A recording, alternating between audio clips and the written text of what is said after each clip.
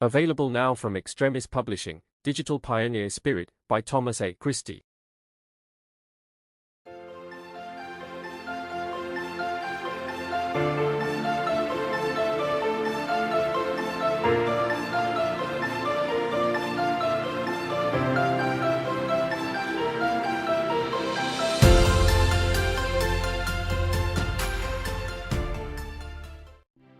Once upon a time, in a distant land named Portsmouth, there lived a curious fellow named Mel Croucher. Mel wasn't born, he simply materialised one stormy Tuesday evening after tea and compulsory prayers, fully formed, with a moustache, a typewriter and an existential shrug. The townsfolk knew from the beginning this was no ordinary Mel. For starters, he claimed to understand both computers and rock music. Mel quickly set about disrupting everything. When most people were busy learning how not to electrocute themselves on their toaster, Mel was already broadcasting video games over AM radio waves. Yes, really. Like some techno-wizard from the future, he beamed his games through the airwaves like digital pollen to be sneezed into early personal computers by cassette tape. For this, dear listener, was how the late 1970s worked. He founded a mysterious entity called Automata UK, a video game company run not with suits and ties, but with whimsy, philosophy, and a firm belief that storytelling should involve at least one weird music track, a plethora of groan-inducing puns, and a knowing smile. Then along came Pie-Mania, a game so odd it made even tea kettles weep in confusion. Part treasure hunt, part psychedelic experience, it was a heady mix of riddles, near-impossible puzzles, and a little computer-generated dancing man wearing the Greek letter pi. Players who solved it in time could win a real-life golden sundial, proving that even in the early days of gaming, Mel was essentially a cross between Willy Wonka and Bob Monkhouse.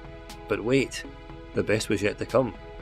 Not a sequel, but Mel's magnum opus, Deus Ex Machina, a video game so ambitious it required Shakespearean narration, a synchronised soundtrack, and the complete suspension of disbelief.